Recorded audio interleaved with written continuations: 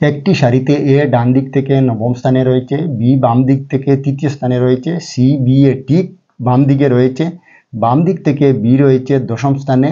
তাহলে সারিতে কতটি অক্ষর আছে? এখানে 4টি অপশন দেওয়া আছে, আমরা দেখে নিই আসলে এখানে কোন অপশনটি সঠিক হয়। আমাদের এখানে কি আছে, একটি সারিতে এ ডান দিক থেকে নবম স্থানে রয়েছে, তাহলে প্রথমে আমরা একটা রেখা তৈরি করে নিলাম।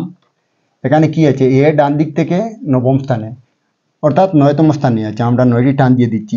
1 2 3 4 5 6 7 8 9, অর্থাৎ এ আমাদের এই জায়গায় আছে। তারপরে বি বাম দিক থেকে তৃতীয় স্থানে রয়েছে, অর্থাৎ বি এই জায়গা থেকে 3 নম্বর স্থানে আছে। 1 2 3, এখানে আমাদের কি আছে, বি আছে।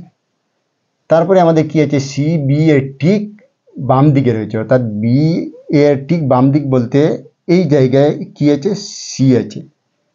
বাম দিক থেকে বি রয়েছে আবার দশম স্থানে, অর্থাৎ এখান থেকে বি এই দিক থেকে আসলে দশম স্থানে আছে। তাহলে আমরা এই যে এখান থেকে আমরা 10টি স্থান সামনে চলে যাব, অর্থাৎ 1 2 3 4 5 6 7 8 9 10, আমরা 10টি টান দিয়ে দিলাম।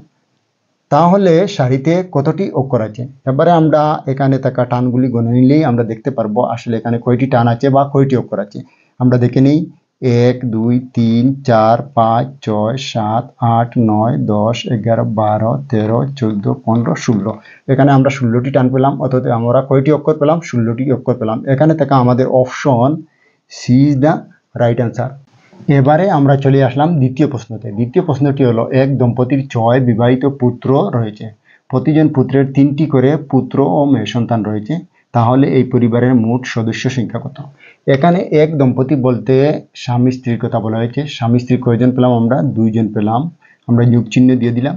তারপরে 6 বিবাহিত পুত্র, সাথে আমরা 6 যোগ করে নিলাম। তারপরে প্রতিজন পুত্রের 3টি করে পুত্র ও মেয়ে সন্তান রয়েছে, অর্থাৎ 6 জন বিবাহিত পুত্রের 3 জন করে পুত্র ও মেয়ে সন্তান রয়েছে। তাহলে আমরা 6 এর সাথে আমরা 3 গুণ করে নিব, গুণ করে নিলে আমাদের গুণফল কত দাঁড়াবে, 18 দাঁড়াবে। আর সেই 18টা আমরা এখানে আমরা প্লাস করে দিব। যদি আমরা প্লাস করে দিই তাহলে আমরা কত পাবো, এখানে 18 আর 6 পেলাম 24, 25 26, অতএব আমরা কত পেলাম, 26 পেলাম।